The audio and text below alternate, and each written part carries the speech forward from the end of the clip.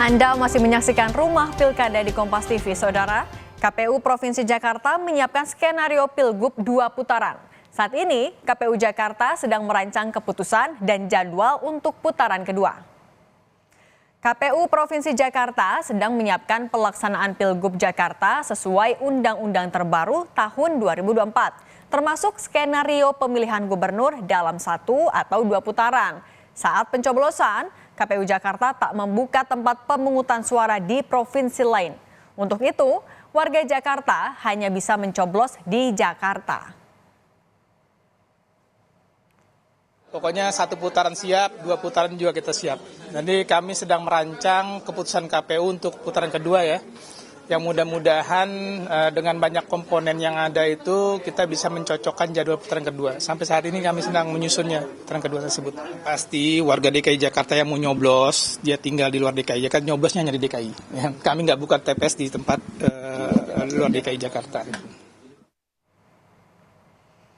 Ketua Umum Partai Solidaritas Indonesia atau PSI, Kaisang Pangarep hari ini menemui Ketua Umum Nasdem Surya Paloh di Nasdem Tower. Kaisang sebut pertemuan membahas dinamika pilkada. Kedatangan Kaisang disambut langsung Ketua Fraksi Nasdem DPR, Robert Rowe, di gedung Nasdem Tower Gondang Dia, Jakarta Pusat.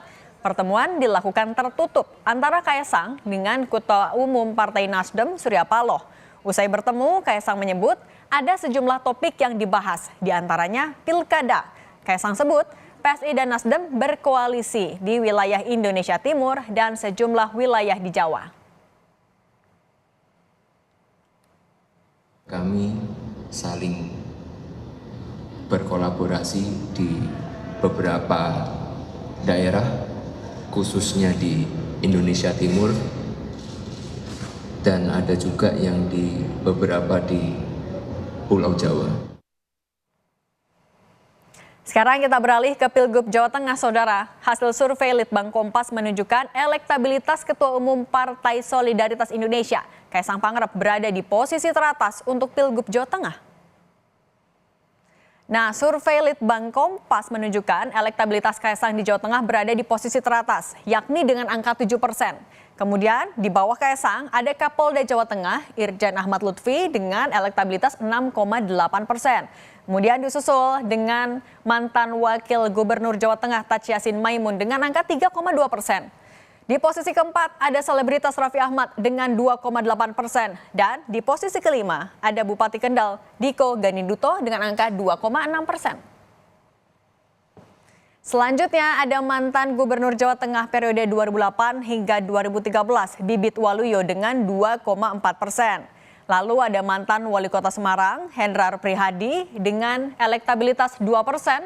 Muhammad Yusuf Hudlori dengan angka 1,2%. Kemudian ada nama politisi PDI Perjuangan Bambang Wuryanto atau Bambang Pacul dengan 1,2%.